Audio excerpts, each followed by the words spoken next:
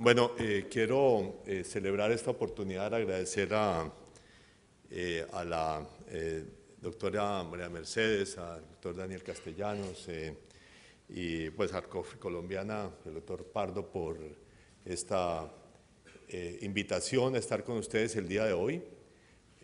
Asimismo, celebrar la oportunidad de estar también en el panel con el doctor Zárate, a quien trataré de complementar en algunos temas, quizá unos ligeros cambios de interpretación, pero como ustedes verán, en realidad muchas coincidencias en el diagnóstico. Voy a dividir mi presentación en tres partes. Una primera sobre la coyuntura estrictamente internacional, después sobre sus reflejos en América Latina y terminar con un análisis de fortalezas y debilidades, si se quiere, de América Latina frente a la coyuntura actual, digamos. Entonces, la historia básica, como verán, es que, digamos, no sé si ustedes se recuerdan, pero exactamente hace 4 años, el fin de semana del 13 y 14 de septiembre, fue la quiebra de Lehman Brothers. Entonces estamos celebrando 4 años exactos de la quiebra de Lehman Brothers y 5 años de la crisis internacional. Y digamos el escenario después de un periodo que parecía estar mejorando es de muchísima incertidumbre, y en eso están contribuyendo 4 factores diferentes. Yo me voy a referir a algunos de ellos con más detenimiento. La profunda crisis europea, que ahora tiene algunas señales positivas en materia de decisiones. Estas 2 últimas semanas han sido muy buenas en términos de noticias europeas. La decisión del Banco Central Europeo de la semana pasada de crear las líneas, la intervención en bonos de países que hayan suscrito programas de ajuste con el Fondo de Estabilidad Monetaria Europeo. Y después, ayer, 2 decisiones importantes: la decisión de la Corte Constitucional alemana, que le dio vía libre al Fondo de Estabilidad Europeo, y desde el punto de vista pues, de los aportes alemanes, y además las elecciones en Holanda, que es otro país clave en todo este proceso, que le dieron la victoria a los partidos de centro contra el temor de que los partidos de extrema antieuropeos iban a ganar. El segundo tema son las incertidumbres de Estados Unidos, que tienen que ver más con esto que se ha venido a llamar en el debate de Estados Unidos el precipicio fiscal, al cual quiero aludir más adelante. Tercero, los problemas estructurales de China, donde han venido las noticias negativas más importantes de los últimos tiempos, no porque no vaya a crecer, va a crecer mucho, pero porque una desaceleración china tiene un impacto más que desproporcionado sobre nosotros, básicamente por el impacto sobre los precios de productos básicos. Digamos, el auge de precios de productos básicos tiene un origen chino, y una desaceleración china, digamos, generaría una desaceleración muy fuerte. Y por último, las incertidumbres relacionadas con el precio del petróleo, al cual no haré alusión, pero hay la mayor, que es la amenaza de un ataque de Israel a Irán, pero ayer, antier, pues la noticia del asesinato del embajador de Estados Unidos en Libia, digamos, son noticias de paz en parte de ese panorama de incertidumbre. Entonces, en ese panorama de incertidumbre, uno diría, América Latina le ha ido relativamente bien, por una mezcla de buenas políticas y de buena suerte. La buena suerte tiene que ver básicamente con los precios de productos básicos, que ha sido lo que ha alimentado el crecimiento rápido de Sudamérica, que es la región que, como veremos, ha crecido más. Pero la crisis la está golpeando de nuevo. Eso ya nos lo dijo aquí el doctor Zárate. Habrá una información adicional en mi presentación. Y en el fondo voy a profundizar mucho sobre un tema que él mencionó, y es que a mi juicio el comercio es lo decisivo. Digamos, el impacto sobre América Latina va a ser la vía del comercio, y ahí sí hay una gran cantidad de noticias negativas y una gran incertidumbre que tiene que ver con cuánto va a durar más el auge de precios de productos básicos. En cambio, por el lado financiero, coincido plenamente y digamos, voy a ratificar la apreciación de que no hay un escenario negativo para América Latina, salvo que ocurra una catástrofe europea, que es un evento que cada vez tiene probabilidades más bajas.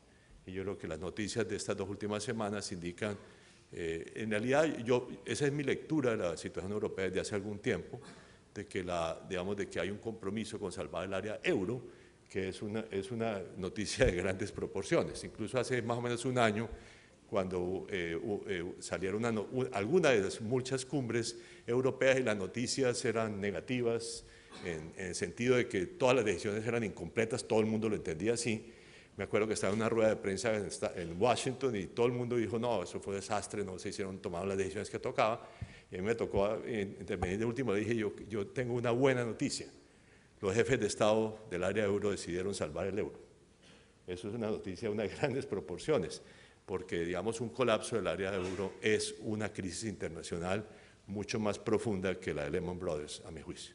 Pero ese escenario realmente tiene una probabilidad bastante baja hoy. Entonces, el contexto internacional tiene, entonces, en la parte europea, yo diría hay 5 elementos importantes que yo quisiera resaltar, el último de los cuales, digamos, contiene la incertidumbre más grande.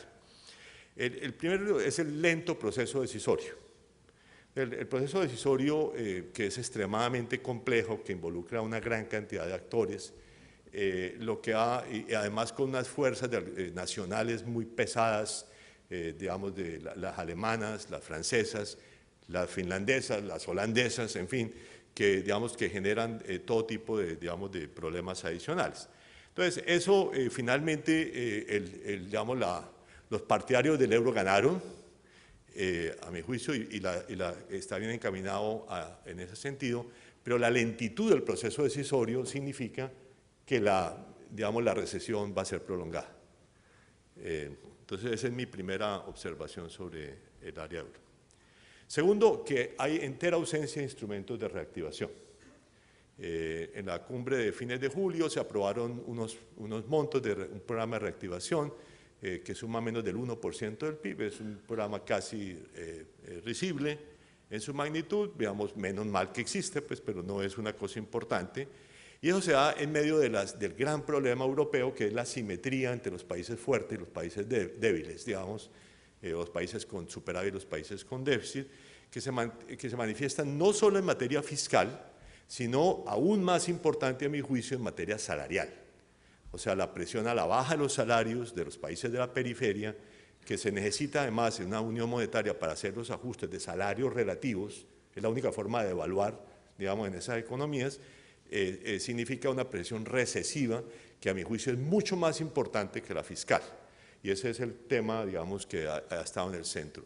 Entonces, eso vamos a ver que el reflejo de esto es que digamos, las economías en déficit, digamos, se han venido ajustando con grandes costos. Las economías en superávit no generan efectos expansionistas, entonces el efecto neto es recesivo, que es lo que estamos observando y vamos a seguir observando en el área euro. Las noticias más interesantes vienen del Banco Central Europeo, que primero en diciembre y en enero sacó este gran plan para apoyar a los bancos. Entonces mostró un compromiso ilimitado de mantener la liquidez del sistema bancario europeo. Eso ha sido, por ejemplo, absolutamente esencial, dado los retiros de depósito en toda la periferia. Entonces la liquidez que proporciona el Banco Central Europeo es esencial. Y ahora, la semana pasada, sacó este programa para compra de bonos de gobierno. Yo diría, esas noticias son muy positivas, tienen un pequeño problema, y es que el Fondo de Estabilidad Monetario, que afortunadamente después de la decisión de la Corte Constitucional Alemana comienza a funcionar en el mes de octubre, es demasiado pequeño para el problema. Entonces, eso implica que, digamos, la estabilidad del mercado de bonos lo va a dar el Banco Central, no ese Fondo de Estabilidad, y que la solución real, y no tengo tiempo de profundizar sobre esto, sería que el Fondo de Estabilidad fuera más grande o que se le diera, como han pedido algunos, una licencia bancaria para que pudiera apalancar mucho más fuertemente sus recursos e incluso a través de ese mecanismo tuviera acceso al Banco Central Europeo como cualquier banco. Entonces, bueno, en fin, digamos, es una larga discusión, pero ahí está uno de los meollos del problema. Digamos, hay gente que estima que las necesidades eventuales para apoyar a Grecia, perdón, para apoyar a España e Italia, suman entre 1,5 y 2 billones de euros, o trillones norteamericanos, digamos, que es una magnitud muy distante del medio billón que tiene el Fondo de Estabilidad. ¿Okay? Entonces ahí hay un problema, digamos, importante digamos, que queda pendiente de resolver. El cuarto tema es la lentitud de la unión bancaria, la decisión esto es importante porque no solamente es la creación de un seguro de depósito europeo y no un seguro de depósito nacional, pero para ello Alemania ha condicionado a que haya una supervisión bancaria europea. Y sobre eso ayer también hubo unos anuncios o unas propuestas presentadas por el presidente de la Comisión Europea que, digamos, dan unos lineamientos y hay un gran debate, digamos, acerca de esa supervisión. Esa supervisión debe ser aprobada en la cumbre de jefes de Estado del mes de diciembre. Entonces, sin eso no se aprueba, en realidad la unión bancaria va a seguir frágil, digamos, en la práctica. Y este concepto muy peculiar de unión fiscal, porque la unión fiscal son reglas fiscales, no es una verdadera unión fiscal en el sentido de que no hay grandes transferencias internas. O sea, una unión fiscal es Estados Unidos. Ahí hay unas grandes transferencias entre estados generadas por la política fiscal. Eso no va a ocurrir en Europa, pese a que allá hay un programa específico de transferencias hacia las regiones más atrasadas. Y por último, pero a mi juicio muy importante, es el tema candente, que es la crisis no resuelta de Grecia, y sobre la cual poco se habla estos días, pero que cualquier nuevo día, cualquier mañana nos despertamos con noticias negativas por ese lado. Y yo creo que este es un tema económico y es un tema político de marca mayor. Digamos, para ser claro, el público alemán, como ustedes ven en las encuestas, ya no quiere apoyar a Grecia, entonces hay una presión política muy complicada para las autoridades alemanas. Francia es la que en la práctica ha salvado el apoyo europeo a Grecia, pero como Grecia va a incumplir los programas de ajuste, no hay la alternativa, o sea, no creo que haya ningún otro escenario, entonces vamos a ver qué ocurre cuando eso acontezca. Y si se obliga o no a salir a Grecia del área euro. A mi juicio, ese es el evento individual más importante que podría desestabilizar nuevamente el área euro, porque todo lo que se ha hecho por parte del Banco Central Europeo trata de evitar el contagio hacia la periferia, hacia el resto de la periferia europea, pero no es muy claro de que entre una salida del área euro no haya una corrida ya de grandes magnitudes, una corrida bancaria de grandes magnitudes en algunos otros de los países de la periferia, que obligaría ahí sí al Banco Central Europeo a emitir, no sé, 1 trillón o 2 trillones de euros para poder estabilizar ese mercado. Entonces ahí me parece que es el gran interrogante pendiente. Y simplemente, pues aquí esta es la historia de la cuenta corriente. La cuenta corriente, la balanza de pagos es interesante porque es la diferencia entre el gasto agregado del país y su ingreso agregado, digamos, ¿no? Entonces refleja el exceso de gasto o el exceso de ingresos. Entonces en Europa hay tres realidades, la de arriba, que es la realidad de Alemania y Holanda, con superávit y sin una tendencia a la reducción del superávit, por lo tanto sin efectos expansivos para el resto de la Unión Europea o el área euro. Después están los casos intermedios que son Italia y Francia, que son más o menos estables con pequeños déficits, y después los países que tenían fuertes déficits al comienzo de la crisis, que en su orden son Irlanda, España, Portugal y Grecia, que han tenido un ajuste brutal. Esos son los efectos recesivos de esos países.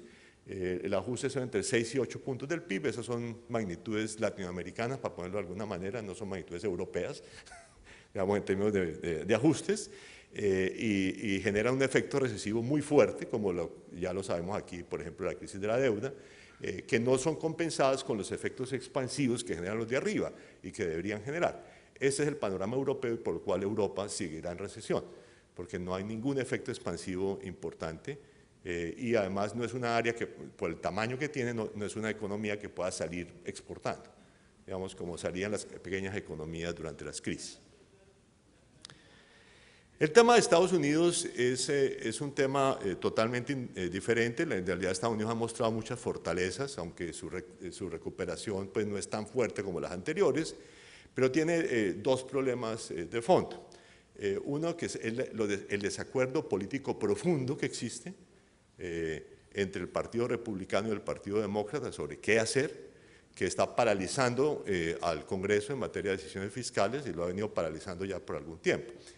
Y eso normalmente pues, no tendría mucha importancia, salvo porque en enero está previsto esto que se ha venido a llamar en el debate norteamericano el precipicio fiscal, the fiscal cliff, le dicen en inglés, que es la coincidencia de una gran cantidad de ajustes que son la culminación de la ley de beneficios tributarios de la era Bush, los ajustes automáticos del gasto acordados el año pasado y el vencimiento también de los beneficios tributarios a las cotizaciones a la seguridad social, o sea, o el subsidio a las cotizaciones a la seguridad social que, digamos, fueron aprobados, fuera de otras pequeñas normas. Eso en su conjunto asuma 5 puntos del Producto Interno Bruto de golpe, y de acuerdo con la Oficina del Presupuesto del Congreso de los Estados Unidos, que es la que hace ya los análisis fiscales nacionales, genera una recesión. Aquí están los números al lado izquierdo, está la línea de abajo es el ajuste que se daría con el cumplimiento de todas las normas,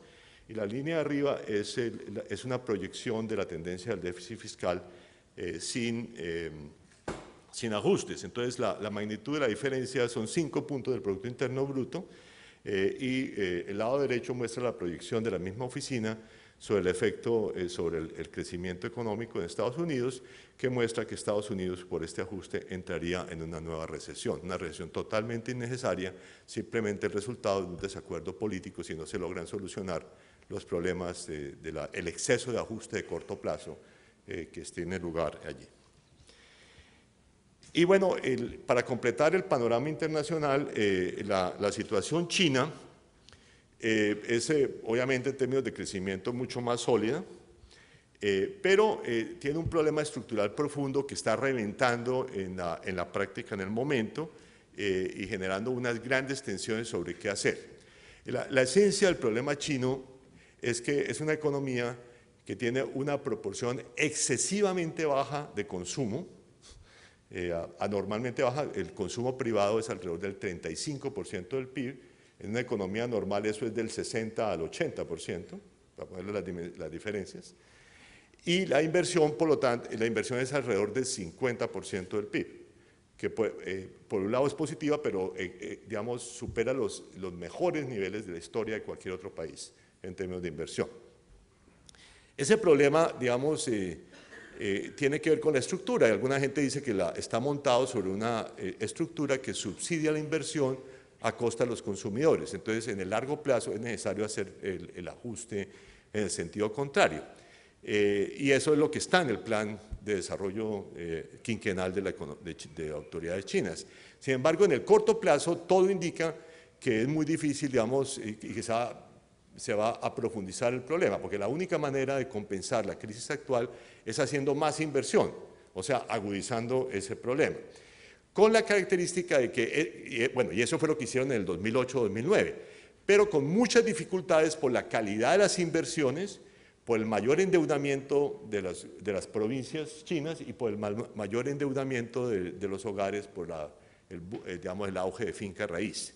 Entonces, los límites que se puede para hacer política de inversión en el corto plazo, que es lo que genera, digamos, la posibilidad de mantener la actividad económica, están en los factores estructurales y en la herencia de la reactivación anterior, que hace muy difícil, digamos, que puedan llevar a cabo un programa de esa magnitud como la del 2008-2009.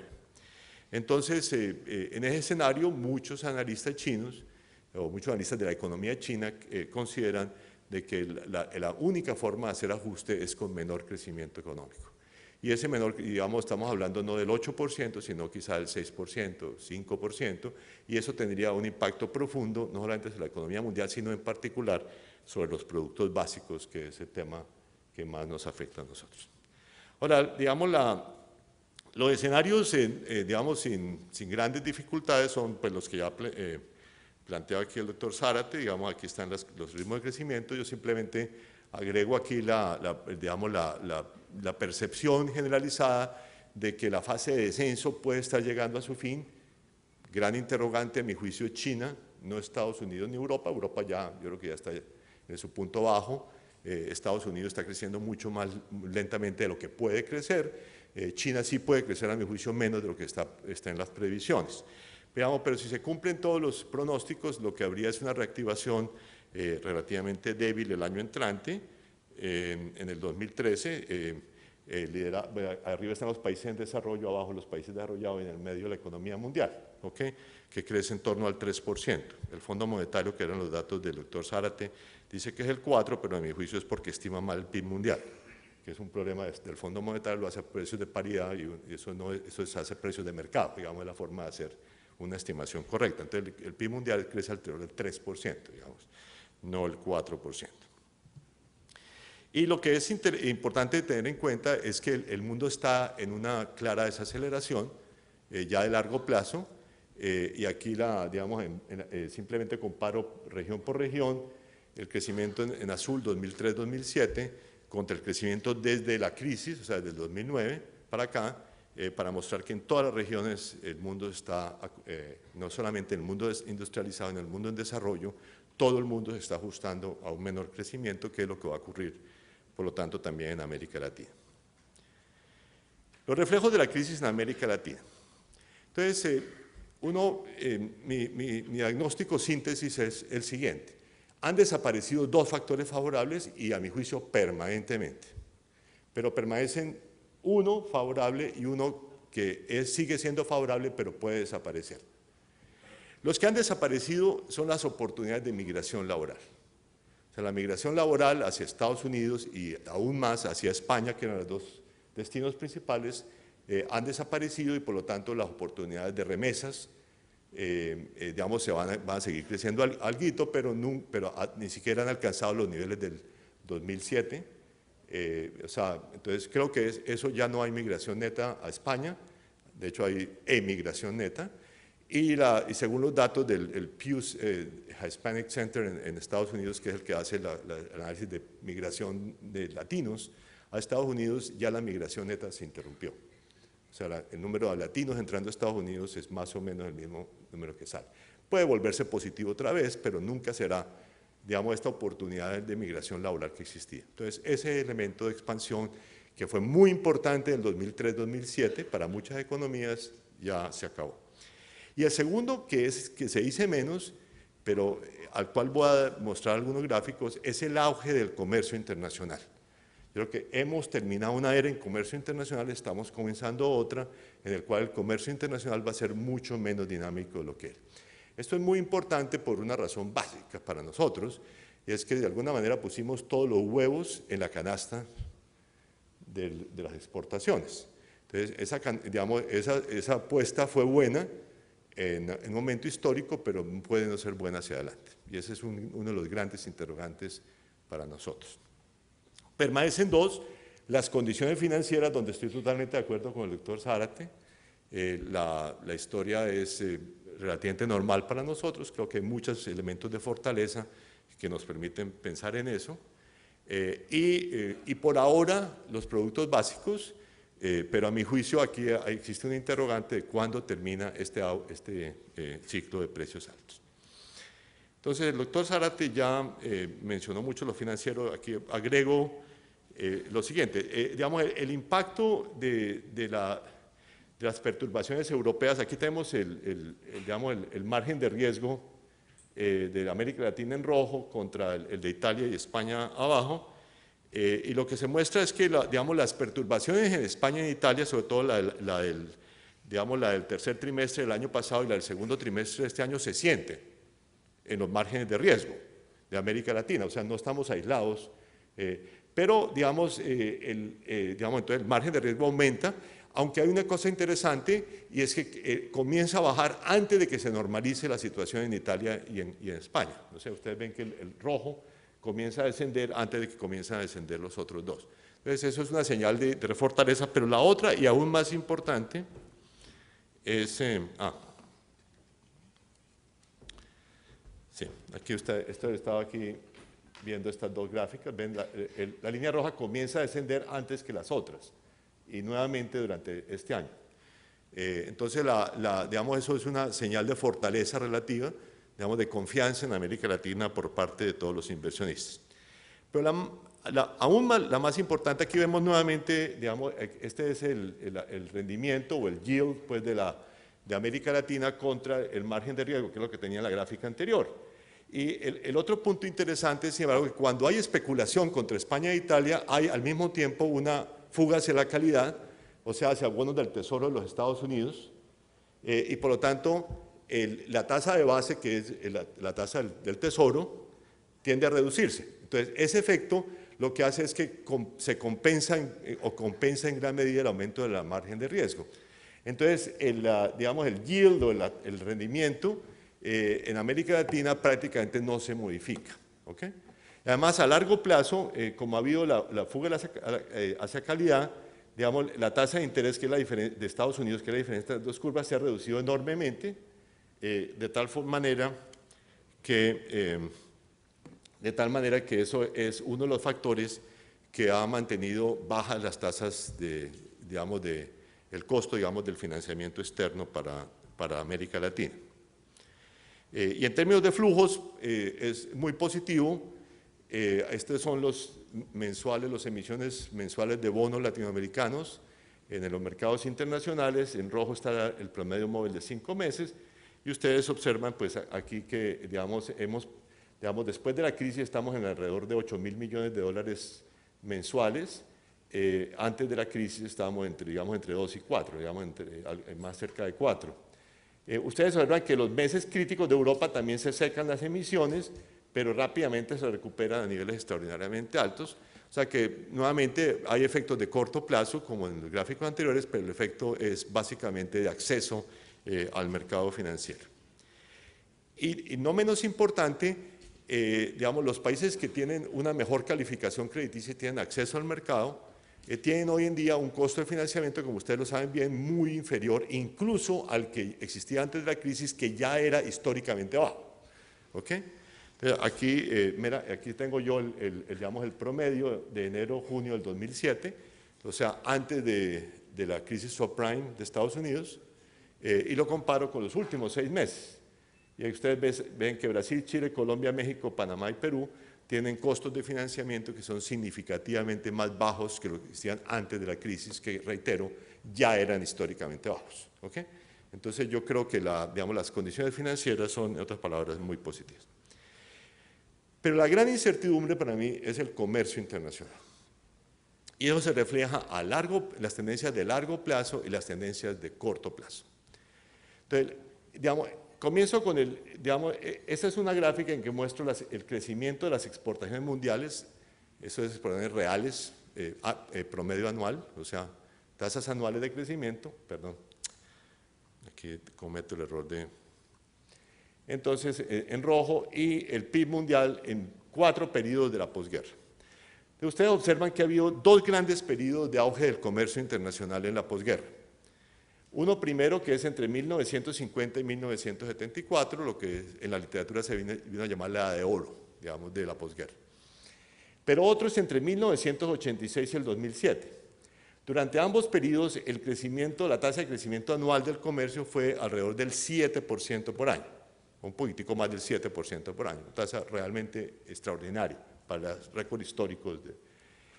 En el intermedio, digamos, entre la crisis del petróleo, primera crisis del petróleo, mediados de los 80, el crecimiento fue mucho más lento. Ahora, ustedes observan que desde el 2007 el crecimiento ha sido del 2.7%, o sea, el más bajo de toda la posguerra, y eso tiene que ver con 2 factores diferentes. Primero, el PIB mundial crece menos y va a seguir creciendo menos, pero segundo, lo que los economistas llamamos la elasticidad, o sea, la relación entre el crecimiento del comercio y el crecimiento del PIB se ha reducido drásticamente. En este periodo fue extraordinariamente alta, básicamente esto es la desintegración de las cadenas de valor que generaron este crecimiento espectacular del comercio internacional en ese periodo. Entonces, mi observación, digamos, aquí la elasticidad fue de 2.4, la elasticidad reciente ha sido de 1.6. Entonces, a mi juicio, estamos ya en una nueva era de crecimiento más lento del comercio internacional. ¿Okay? Y esto pues, tiene implicaciones profundas sobre la estrategia de desarrollo que hay que, digamos, pensar, digamos, qué implican para nosotros. Y estas son las cifras mensuales, digamos, aquí están en volumen y en valor, y aquí tomo como referencia el primer semestre del 2008, o sea, antes de Lehman Brothers. Y aquí lo que ustedes observan pues, es este colapso del comercio después de Lehman Brothers, el peor de la historia del comercio internacional. El valor del comercio cayó 30%, no había precedentes. En la Gran Depresión de los años 30 cayó menos en el periodo inicial de la depresión, pero después vino la recuperación.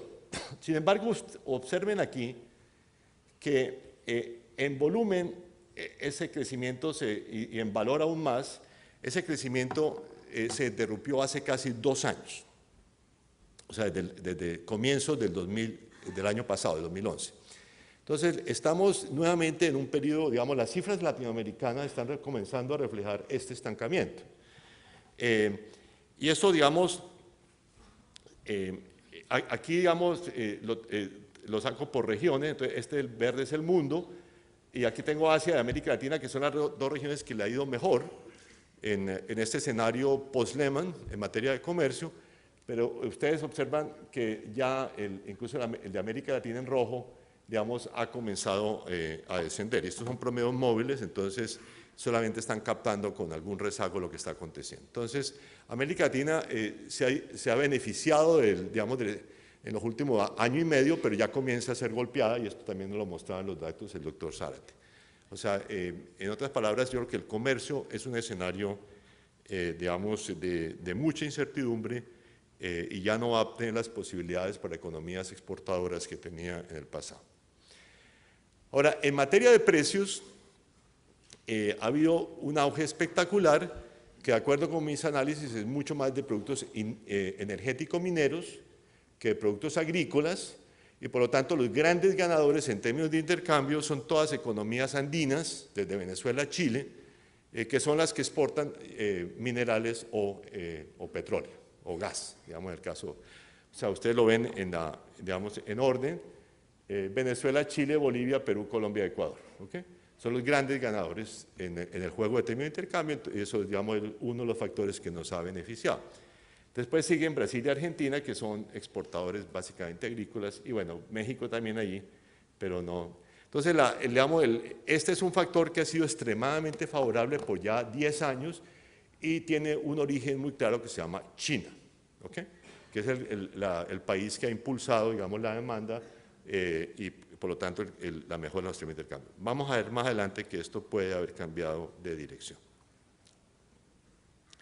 Las tendencias de América Latina muestran un crecimiento relativamente lento, alrededor del 3.2% si uno incluye la crisis, que en realidad es muy similar al que tenía desde 1990, o sea, es un crecimiento, pero es un crecimiento relativamente bajo, con un fuerte patrón sur-norte desde la crisis, o sea, Sudamérica crece más que el resto.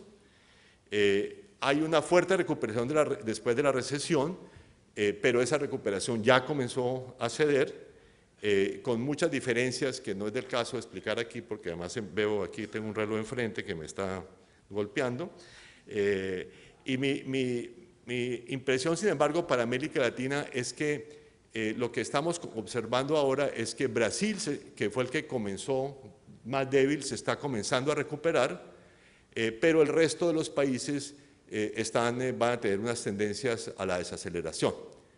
Sin embargo, para América Latina en su conjunto no me sorprendería que en cualquier momento comenzáramos a tener crecimientos un poco más altos, digamos en el último trimestre de este año o el siguiente, y que el crecimiento de América Latina va a converger hacia algo como 3,5%, quizá 4% si somos muy optimistas, que no es una tasa mala, pero no es una tasa extraordinaria para los patrones históricos de América Latina.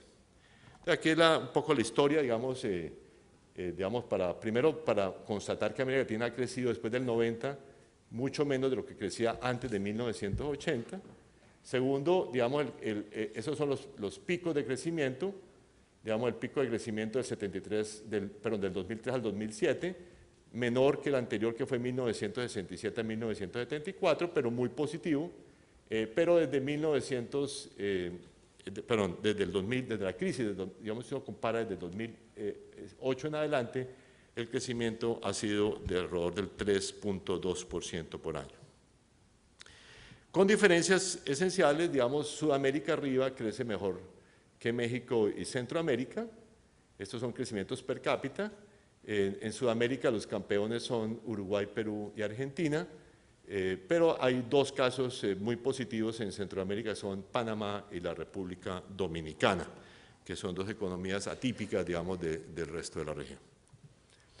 Y esta es la historia, digamos, de las tendencias recientes del PIB regional, y aquí lo estimo el total de América Latina y un total sin Brasil, para mostrar que, digamos, sin Brasil la desaceleración es más fuerte, pero esto muestra que Brasil se desaceleró mucho antes, ya desde el segundo semestre del año pasado, pero está reactivándose antes. Entonces, lo que observamos sin Brasil es una desaceleración, pero mucho más lenta. Esta es la historia de Colombia. Su recesión fue mucho menos fuerte que el promedio regional, pero su aceleración también parece haber llegado a su punto más alto, digamos, hacia el tercer trimestre del año pasado, y está también en un proceso de desaceleración.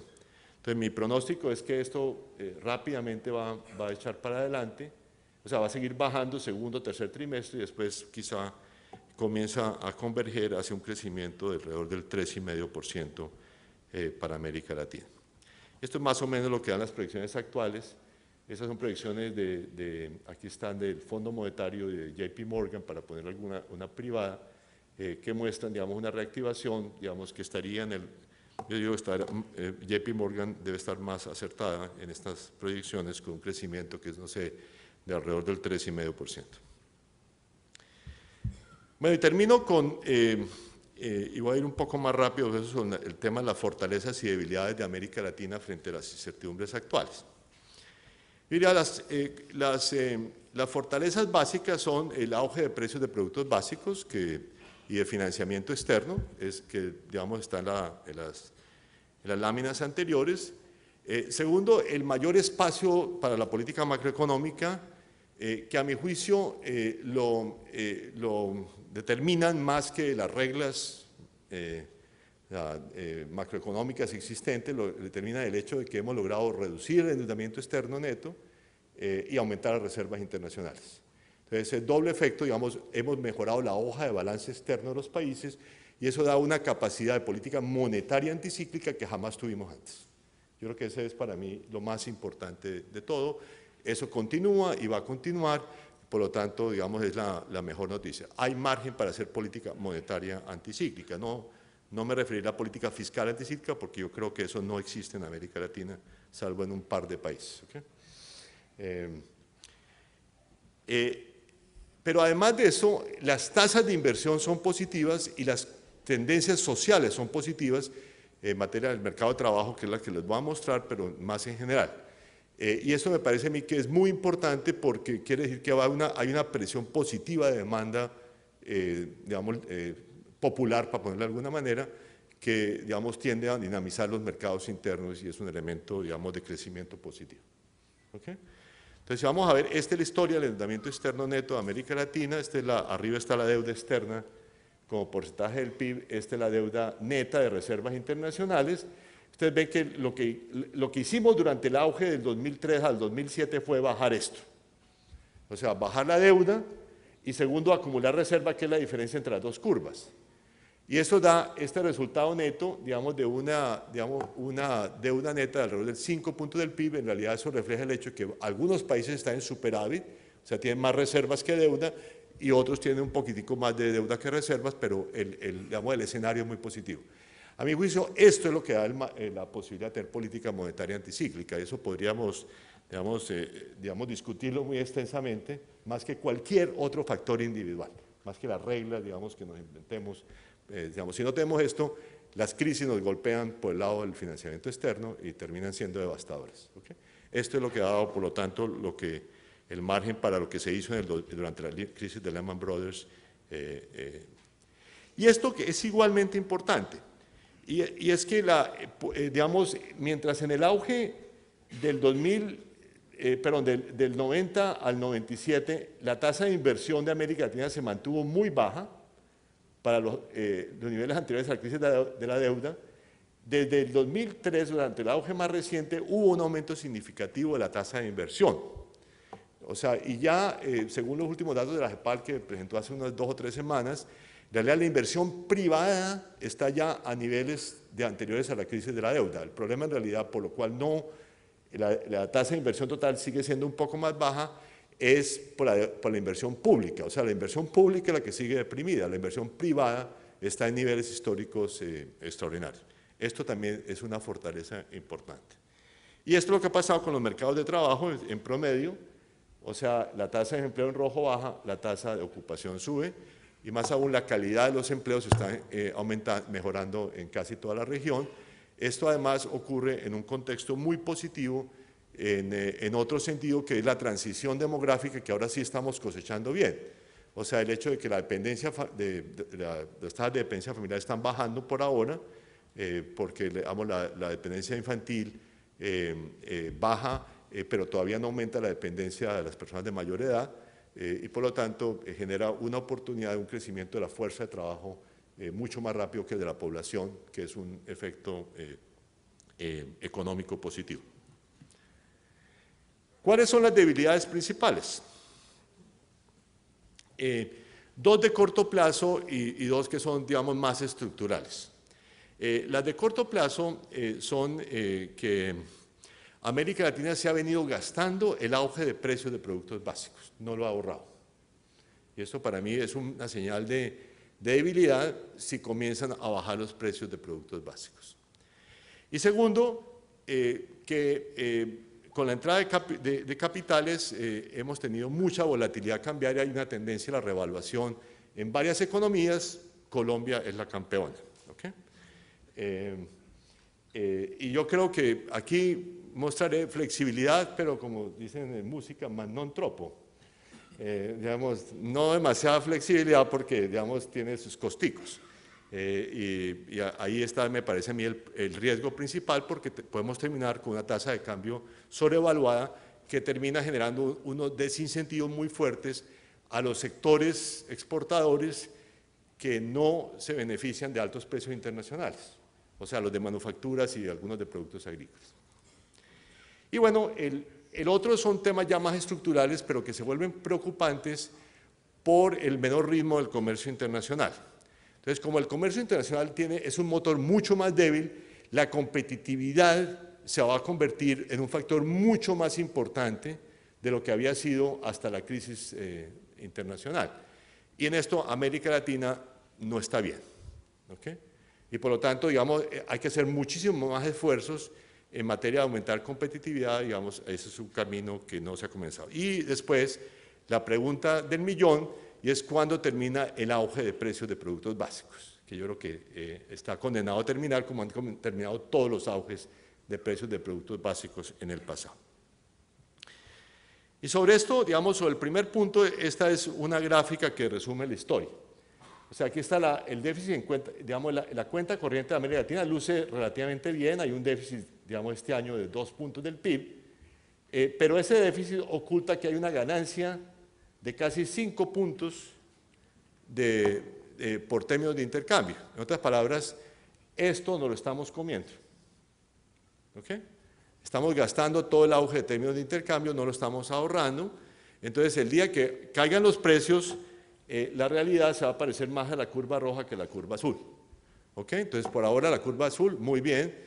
Si el auge termina, pues vamos a aparecer en una curva roja y ahí hay un problema de balanza de pagos que ya reduce los márgenes para las políticas anticíclicas. Este es para mí el tema, digamos, un tema importante. Vale decir que Colombia está mucho peor que la curva roja. O sea, en Colombia el déficit estimado así, digamos, ajustado por términos de intercambio, es como del orden del 8% y el déficit de arriba es como 3%. O sea, estamos un poco mal en ambas curvas. Y este es el tema, pues, de la volatilidad de las tasas de cambio real.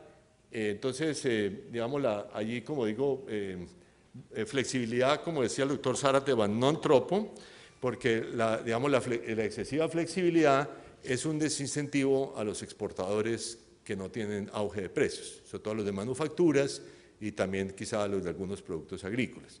Entonces, la estructura exportadora de muchos países se está distorsionando hacia recursos naturales, a mi juicio, digamos que desde el punto de vista de largo plazo es un problema preocupante. Aquí además, para mostrar que, digamos, acá arriba están clasificados los países por el grado de flexibilidad cambiaria. Entonces, aquí son los de tasas de cambio flexibles, administradas y dolarizados abajo. Entonces, ustedes observan, digamos, de que también hay grandes diferencias entre los flexibles. Digamos, el campeón en inestabilidad es Brasil, pero lo sigue Colombia y Uruguay, que tienen demasiada inestabilidad cambiaria. Simplemente para mostrar que Perú es un país que tiene mucho menor inestabilidad cambiaria en términos reales que la que tiene. O sea que sí es posible reducir la inestabilidad cambiaria, entonces prefiero la flexibilidad de Perú, que por lo menos le permite tener una mayor capacidad de controlar. En economías exportadoras esto es una variable crítica. Entonces hay una especie de tensión entre los principios del Banco de la República de tener más flexibilidad cambiaria y los principios que prefieren los exportadores de tener alguna estabilidad del tipo de cambio. Creo que esa es una tensión que es inherente a las economías abiertas de hoy y que tiene que resolverse mucho más, digamos, en algún punto intermedio hay que tener flexibilidad, más non troppo, para poder evitar los problemas de los exportadores.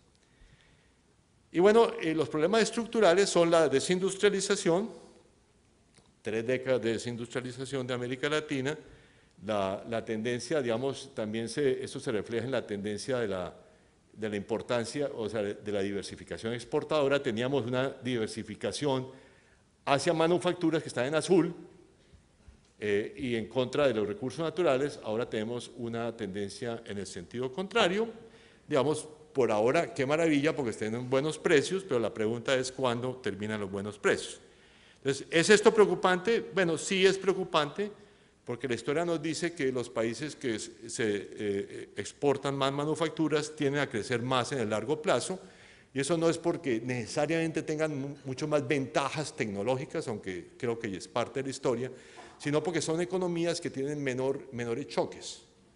Entonces, eso les permite crecer, digamos, evitar las crisis y crecer, por lo tanto, un poco más a largo plazo. Si se quiere, esta es la historia de Asia Oriental contra América Latina mostrada de otra manera. Ese es el rezago tecnológico de América Latina que se ha acumulado durante 30 años y aquí, digamos, yo comparo América Latina con países desarrollados basados en recursos naturales. Estas son las Canadá, Australia, Noruega del mundo, y con las economías emergentes de Asia. Aquí hay 3 indicadores de desarrollo tecnológico: industrias de ingeniería en relación con la, digamos, participación de la industria de tecnología en la industria, comparado con Estados Unidos, investigación y desarrollo con porcentaje del PIB y patentes por millón de habitantes. ¿Okay? Y lo que muestra esto es que en todas las dimensiones estamos muy mal, y debo decir, Colombia está por debajo de todos estos promedios latinoamericanos. O sea, estos promedios latinoamericanos están elevados por Brasil, básicamente. Entonces, América Latina tiene unas industrias de ingeniería que son la tercera parte de las economías desarrolladas intensivas en recursos naturales, la cuarta parte de Asia. Investigación y desarrollo tenemos la quinta parte de esos países, y en patentes por millón de habitantes no existimos. ¿Ok? O sea, es la centésima parte que las economías con las cuales uno se puede comparar. O sea que hay un problema, si se quiere, la falta de política de desarrollo productivo y tecnológico comenzó a pesar, digamos, y esto, a mi juicio, va a pesar muchísimo en un contexto internacional más competitivo. Entonces, eso me lleva finalmente al último, al interrogante. Bueno, el auge de precios de productos básicos. Entonces, mi observación es que esto puede haber llegado a su fin. No estamos seguros, nadie está seguro. Esto es lo que indican los datos del Fondo Monetario Internacional. O sea, ya llevamos un poco más de un año de debilidad. Obviamente, en el corto plazo, los precios del petróleo se han elevado por las tensiones geopolíticas, los precios de algunos productos agrícolas por la sequía de Estados Unidos. Es decir, hay otros factores que están incidiendo, pero de pronto la tendencia era negativa. ¿Cuánto es negativa? No lo sabemos, simplemente termino con esta, que es mi estudio de tendencias de precios de productos básicos a lo largo de 150 años. Entonces yo identifico que hay unos grandes ciclos de precios reales de productos básicos que están en la parte de abajo. Hay también tendencias, pero olvidemos de las tendencias. Ustedes ven que hay unos grandes ciclos. Estos ciclos duran entre 30 y 40 años, según mis análisis estadísticos, y estamos en un superciclo ascendente, ¿ok? Pero ese superciclo ascendente ya lleva 13 años, o sea, se inició con el siglo. Digamos, los otros superciclos han durado entre 15 y 20 años de fase positiva. O sea que estamos llegando hacia un punto en el cual, digamos, el superciclo puede agotarse en algún momento. Y repito, esto, y con eso realmente concluyo, eso tiene dos elementos importantes, pero recordar la gráfica sobre lo que es el déficit externo de América Latina sin, digamos, sin auge de precios, o sea, 6% del PIB, 8% para Colombia, que significa de que en el caso de que se termine el auge de precios de productos básicos, tenemos problemas de balanza de pagos que nos van a reducir nuestro margen de política macroeconómica y por lo tanto vamos a crecer menos. Y segundo, de que esto depende de otro gran interrogante que se llama China, y si en realidad China va a tener un aterrizaje suave o un aterrizaje duro. En el corto plazo yo creo que China va a lograr armar un programa, digamos, de ajuste para, o sea, de reactivación, pero digamos, mirado hacia, no sé, 3 o 5 años, yo creo que los problemas estructurales de China se van a hacer evidentes y se van a reflejar en un menor crecimiento, y eso va a tender a jalonar hacia abajo los precios de productos básicos. Bueno, muchísimas gracias.